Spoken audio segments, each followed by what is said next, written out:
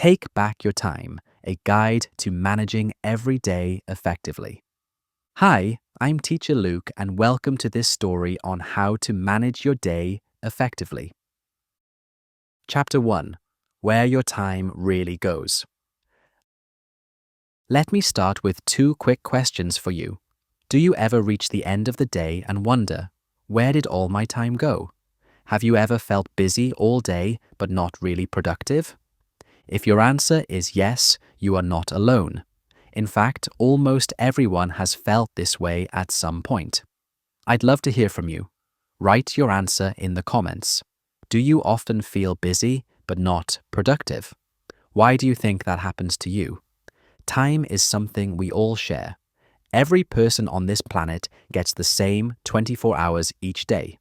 It doesn't matter if you are a student, a teacher, a business leader, or even the president of a country.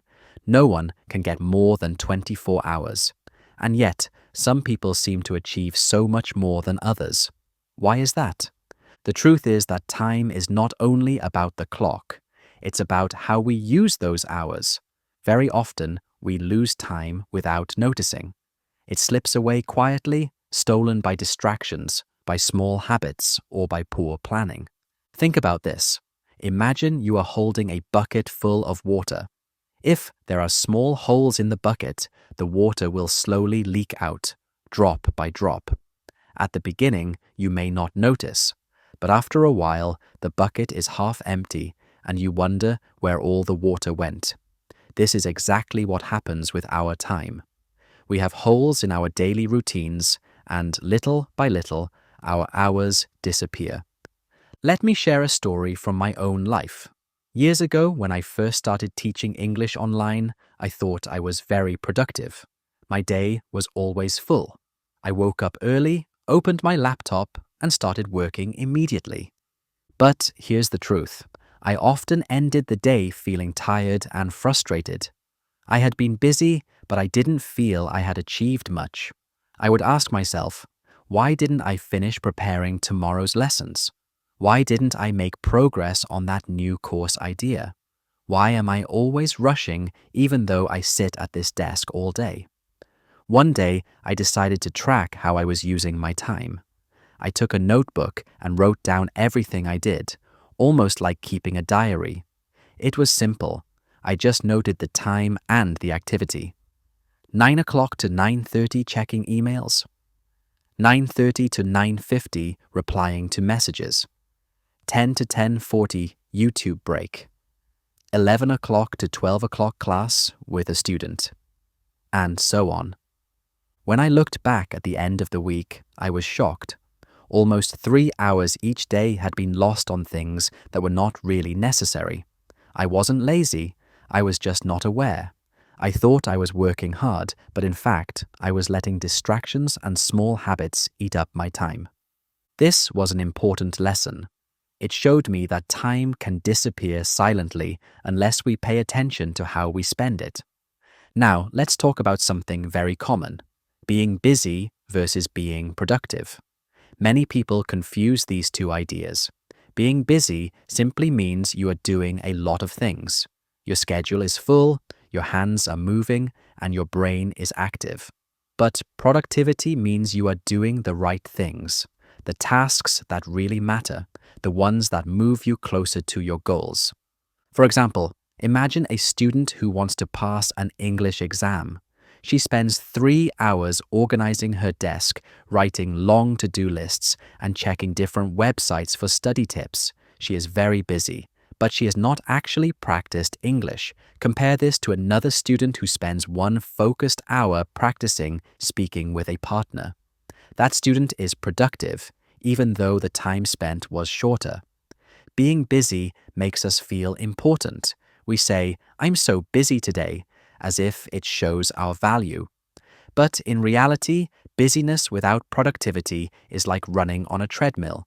You use energy, you sweat, you feel movement, but at the end, you are still in the same place.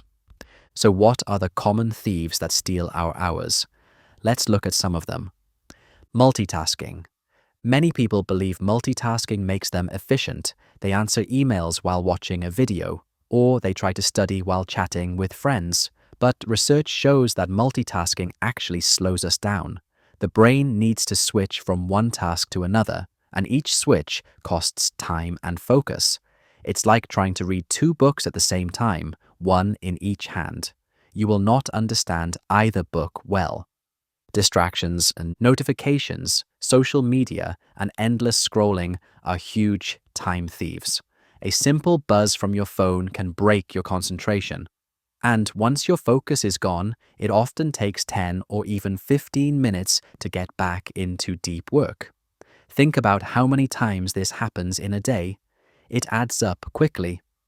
Poor planning. When we don't plan our day, we often spend time deciding what to do next. These small decisions take energy and delay action. Without a plan, urgent but unimportant tasks often fill our schedule, leaving no space for the work that really matters. Saying yes too often. Sometimes we lose time because we cannot say no. A colleague asks for help, a friend asks for a favor, and suddenly our own priorities are pushed aside. Helping others is wonderful, but if we always say yes, we end up with no time for our own goals. If you want to know where your time really goes, here is a simple exercise you can try. For 1 week, write down what you do each hour of the day. Be honest and specific. If you spend 25 minutes scrolling TikTok, write it. If you spend 15 minutes making tea and checking the fridge, write it. At the end of the week, add up the hours. You may discover surprising results. Perhaps you spend 5 hours a week on social media, or 7 hours deciding what to eat, or 10 hours watching TV. That is like a full working day. Imagine if you used those hours to learn something new, to exercise, or to rest properly. This exercise is powerful because it shows the truth. Often we believe we don't have time, but in reality, we do. It is just hidden under layers of small, unnoticed activities. Once you know where your time goes, the next step is to change how you think about it. Many people treat time as if it is unlimited. We say, "I'll do it later," or "I'll find time tomorrow." But the truth is, time is the one resource we cannot get back. Money lost can be earned again. Opportunities missed can sometimes return. But an hour wasted is gone forever. This sounds a little serious, but it doesn't need to be negative. In fact, it can be empowering. When you realize the value of time, you start to make better choices. You ask yourself, is this worth my time? Does this activity bring me closer to my goals or give me real joy? Or is it just filling the hours? Time is not only logical, it is also emotional. Sometimes we waste time because we are tired, bored, or even afraid. For example, when I was preparing my first online English course, I wasted hours adjusting small details in the slides. I told myself it was important, but really I was nervous about recording the first video. So I delayed the real work. This is called procrastination, and it often hides behind emotional reasons. We avoid tasks that are difficult, uncomfortable, or scary. Instead, we choose easier activities, even if they are less useful. Recognizing this emotional side of time helps us understand ourselves better and manage our hours more honestly. Let me give you some encouragement. You don't need to change your whole life overnight. Effective time management begins with small wins. Even saving 15 minutes a day adds up to more than 90 hours in a year. That's over 2 full working weeks. Maybe you decide to check social media only twice a day instead of 10 times. Maybe you put your phone in another room while studying. Or maybe you plan your day the night before, so you start each morning with clear direction. These are small steps, but together they create big results. So, where does your time really go? That is the question of this chapter. We have seen that time can leak away silently, like water from a bucket. We learned the difference between being busy and being productive. We identified the hidden thieves: multitasking, distractions, poor planning, and saying yes too often.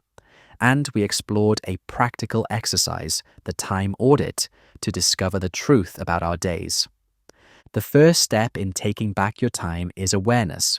Before you can manage time effectively, you must see clearly how you are using it now.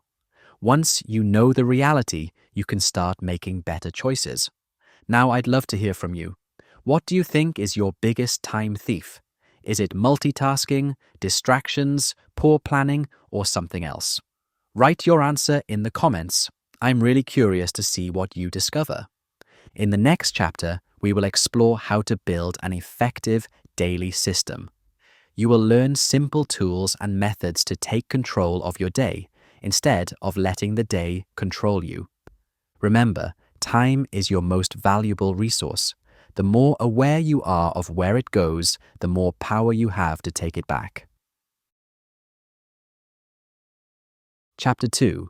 Building an effective daily system. Let me start with a question. Have you ever planned a day perfectly in your head, only to watch it fall apart within the first hour? Maybe you wanted to study, finish your work, exercise, and cook a healthy meal. But instead, you got stuck answering messages, scrolling on your phone, or dealing with unexpected problems. Why does this happen so often? And more importantly, how can we design a daily system that actually works? One that helps us use our time effectively? Please share in the comments. What usually destroys your daily plan? Is it distractions, other people's demands, or just your own habits? Many people believe time management is about willpower. They think, if I just try harder, I will get more done. But here's the truth. Willpower is limited. You might start the day strong, but as the hours pass, your energy and self-control slowly fade. By the evening, your brain is tired, and even simple tasks feel impossible. That is why we need systems. A system is like a roadmap for your day. Instead of relying only on discipline, you create a structure that guides your actions. Think about brushing your teeth. You don't need motivation to do it. It's simply part of your routine. Time management works the same way. When you build habits and systems, your days run more smoothly with less effort. The first part of a daily system is deciding what truly matters. Not every task is equal. Some tasks move you closer to your goals, others just keep you busy. One tool I like is the Eisenhower Matrix, named after the former US President Dwight Eisenhower. It divides tasks into 4 categories. Urgent and important. Things you must do right now, like finishing a project due today. Important, but not urgent. Things that matter for your future, like exercising, learning, or building relationships. Urgent, but not important.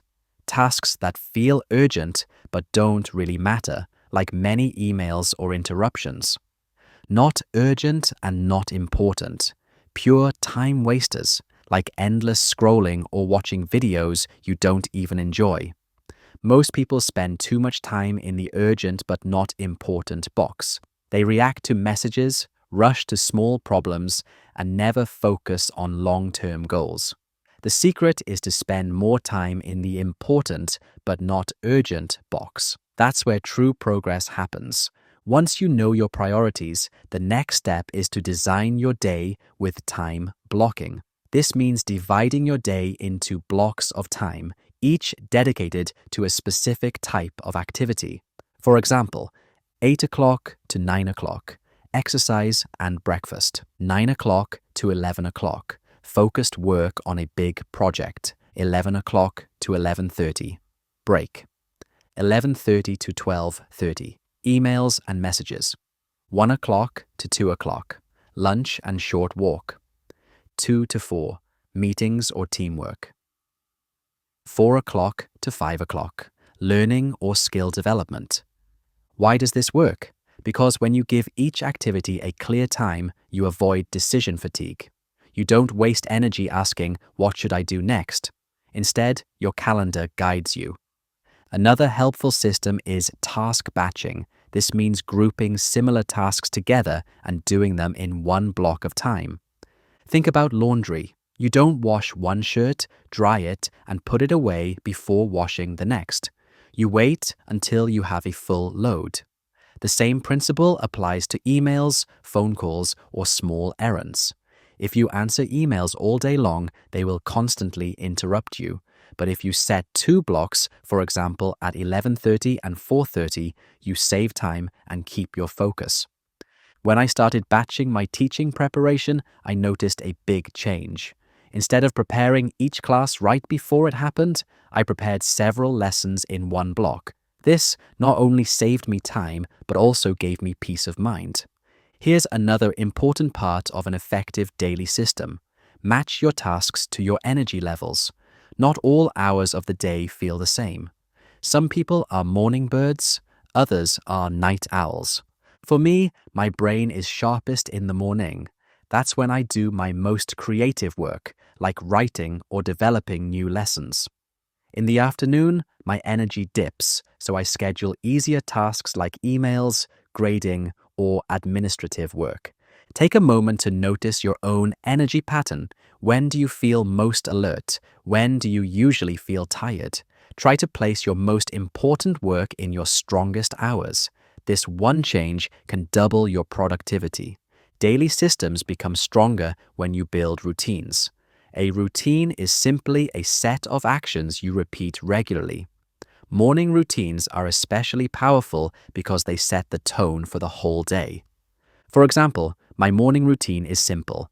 I wake up, drink water, stretch for 5 minutes, and review my top 3 tasks for the day. It only takes 10 minutes, but it gives me clarity and focus. You don't need a complicated routine with 10 different steps. Start small. Even 1 or 2 consistent actions, like planning your day while drinking your morning coffee, can make a big difference. Even with a good system, distractions can break your flow. That's why it's important to protect your focus. Here are some strategies. Turn off notifications during focus time. Your phone will survive. Use the Pomodoro technique. Work for 25 minutes, then rest for 5. After 4 rounds, take a longer break. This keeps your brain fresh. Create a focus space, a place where you only work or study. If your desk is also where you eat, watch TV, and play games, your brain won't associate it with focus. When I started teaching from home, I struggled with this. My desk was in the living room right next to the TV. Every time I tried to prepare lessons, I got distracted. Finally, I moved my desk to a small corner by the window and made it my teaching zone. That small change doubled my focus. One of the simplest but most powerful habits is to plan your next day before you go to bed. Write down your top 3 priorities and block time for them in your schedule. Why does this work? Because you start the morning with clarity. You don't waste energy deciding what to do. You can begin immediately. This also helps reduce stress because your brain doesn't have to keep reminding you about unfinished tasks. Now, let's be honest. No system is perfect. Life is unpredictable. A friend may need help, a child may get sick, or your internet may stop working. This is normal. A good system includes flexibility. Think of your schedule like a map, not a prison. The map shows your planned route, but if there's traffic, you can choose another road. The important thing is that you keep moving toward your destination. Daily systems also depend on habits that make life easier. Here are a few examples. Prepare the night before. Lay out clothes, pack your bag, or set up your workspace. Use lists wisely. Write tasks down so you don't keep them in your head. Automate where possible. Set reminders, use calendar alerts, or create shortcuts for repeated tasks. Take breaks. Short pauses improve focus. A 5-minute walk can reset your brain better than 30 minutes of forced concentration. Let me share a story. A few years ago, I had one of those days where everything went wrong. I woke up late, opened my laptop, and saw 25 new emails. I spent 2 hours answering them. Then I got hungry, made lunch, and watched a video while eating. Suddenly, it was 2 p.m., and I hadn't done any real work. That evening, I felt stressed and guilty. I told myself, this cannot happen again. The next day, I tried something new. Before bed, I wrote down my top 3 tasks. I blocked time in my calendar. I turned off notifications in the morning. The result was amazing. By noon, I had finished my most important work. The rest of the day felt lighter and more enjoyable. That was the moment I realized that systems really work. They don't make life boring. They make life calmer and more productive. So, what have we learned in this chapter? We discovered that willpower is not enough. Systems are stronger. We explored prioritization with the Eisenhower matrix. We looked at time blocking, batching, and matching tasks to energy levels. We talked about routines, focus, planning the night before, and the importance of flexibility. The message is simple. You don't need a perfect day. You need a system that supports you. When you design your days with care, you stop reacting to life and start leading it. Now, I'd like to ask you, which part of today's chapter do you want to try first? Will you start with time blocking or maybe planning the night before? Write your answer in the comments. And remember, small steps are powerful. In the next chapter, we'll go deeper into protecting your time. You'll learn how to set boundaries, say no without guilt, and make sure your time is used for what truly matters. Because at the end of the day, managing time isn't only about productivity, it's about living the life you actually want. Chapter 3. Protecting your time and making it count. Let me ask you a simple question. When someone asks for your time, do you usually say yes? Do you often agree to things, even when you know they will take you away from your own goals?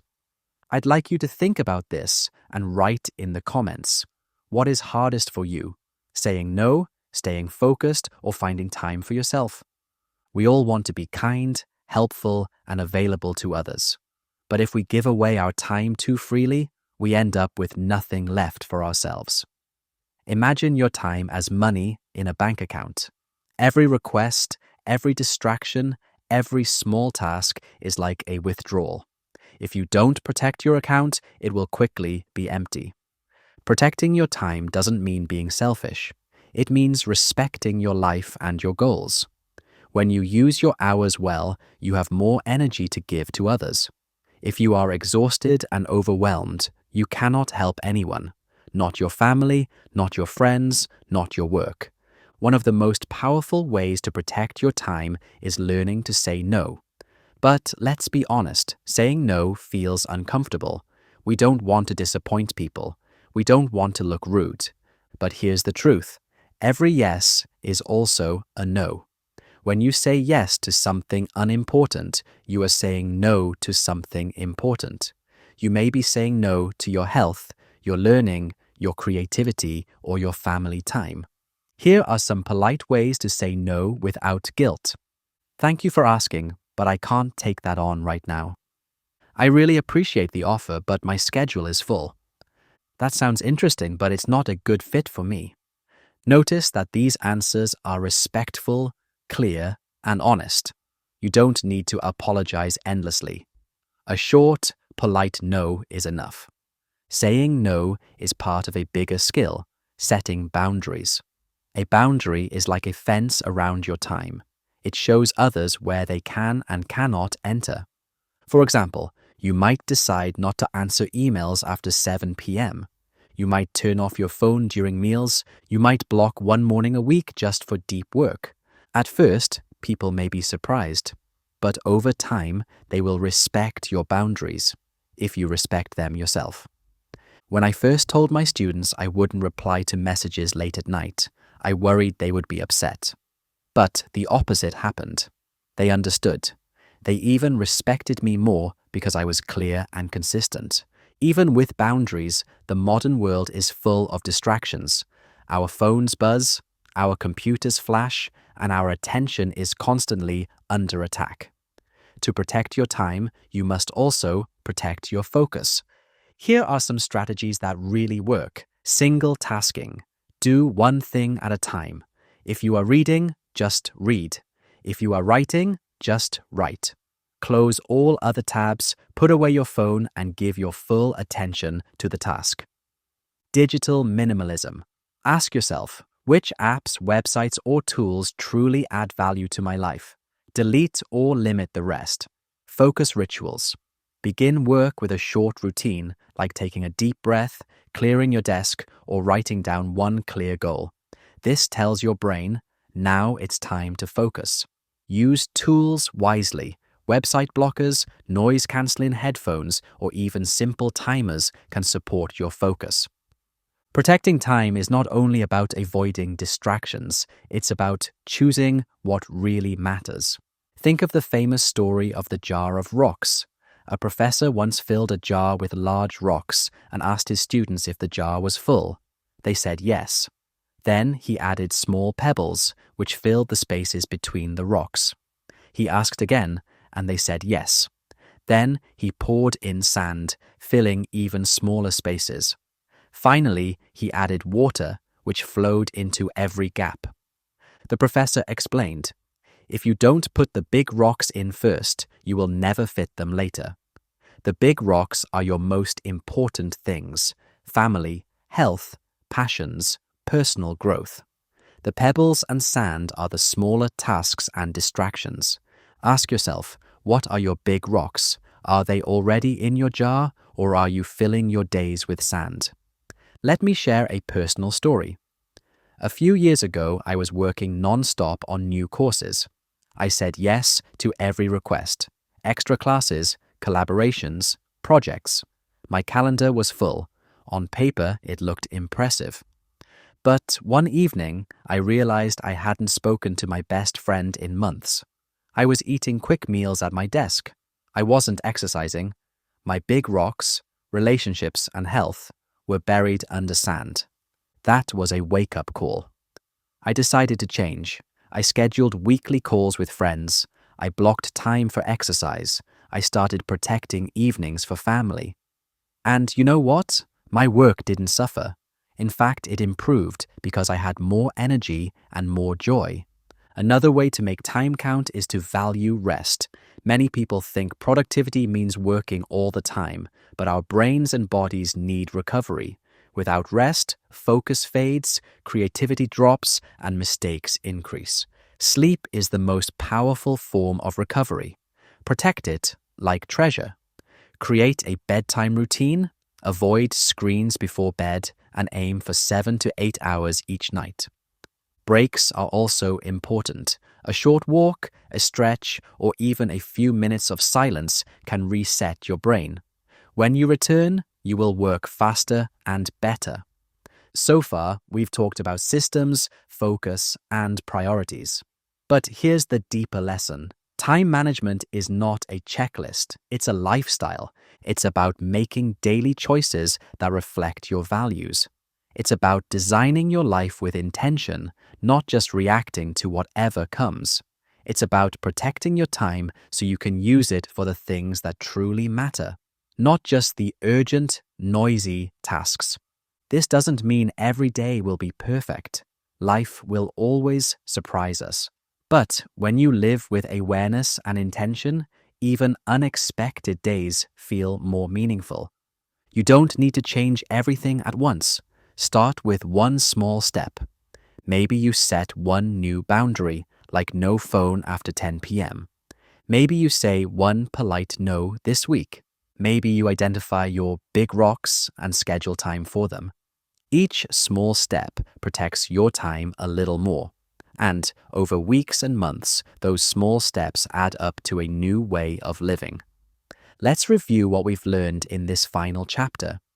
We discovered that protecting time means setting boundaries and saying no. We explored strategies for protecting focus in a distracted world. We talked about choosing what really matters, the big rocks, and making space for rest and recovery. The message is simple but powerful. Your time is your life. How you spend your hours is how you live your years. Protect your time and you protect your future. Now, I'd love to hear from you. What is one boundary you want to set this week to protect your time? Write it in the comments and maybe you'll inspire someone else to do the same. Thank you for listening to Take Back Your Time, a guide to managing every day effectively. I hope these chapters have given you not only ideas, but also the motivation to make small, powerful changes. Remember, time is limited, but your choices are not.